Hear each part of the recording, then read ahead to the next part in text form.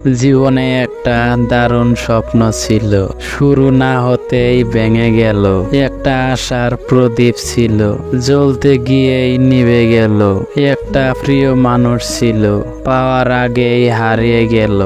জীবন হচ্ছে একটি কষ্ট নামের কারাগার, আর দেহে হচ্ছে ওই কারাগারের বাসিন্দা। কারার নিয়ম অনুযায়ী যেভাবে আসামি চলে, মনের নিয়ম অনুযায়ী দেহটা ঠিক ওইভাবে চলে। চেয়েছিলাম হাজার দুঃখের মাঝেও সুখটাকে একটু খুঁজে নিতে, কিন্তু দুঃখের মেঘগুলো এত কালো যে তার মাঝে আমি সুখের আলোটা আর খুঁজে পেলাম না। ছিঁড়ে ফেলেছি আমি ডায়েরির পাতা, যেখানে লেখা ছিল হাজারো স্বপ্নের কথা। শুধু ছিঁড়তে পারিনি আমার মনের পাতা, যেখানে জমে আছে জীবনের অনেক ব্যথা। কি অপরাধ ছিল আমার, খুব বেশি ভালোবেসেছিলাম, এটাই কি ছিল অপরাধ? কেন আমার জীবনটা নিয়ে খেলা করলে?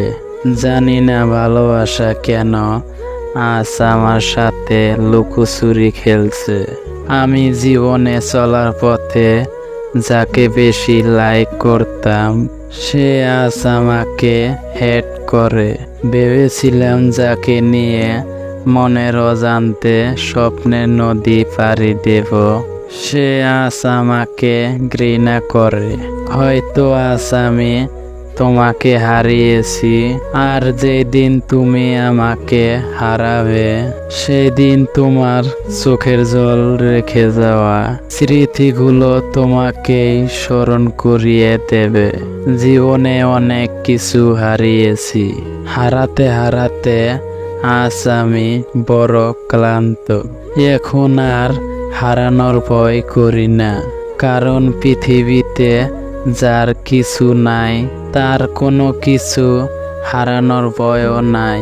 জীবনে অনেক কিছু চাওয়ার থাকে, অনেক কিছু পাওয়ার থাকে, বাট সব কিছু পাওয়া যায় না। এই বাস্তবতাকে মেনে নিয়ে আজও বেঁচে আছি হাজারো কষ্টের ভিড়ে। তাকেই ভালোবাসো যার মনটা আগে কেউ একজন ভেঙে ফেলেছে। সে বোঝে মন ভাঙার যন্ত্রণা কতটা কষ্টময়। যদি তার হৃদয়ে একবার জায়গা করে নিতে পারো, তাহলে সে তোমাকে কষ্ট দিয়ে কখনোই চলে যাবে না। তুমি হয়তো কাউকে পেয়ে সুখী, আমি হয়তো তোমাকে হারিয়ে দুঃখী, কিন্তু তোমার আর আমার মাঝে পার্থক্য শুধু এটাই, তুমি অভিনয় করে জিতেছো আর আমি ভালোবেসে হেরেছি।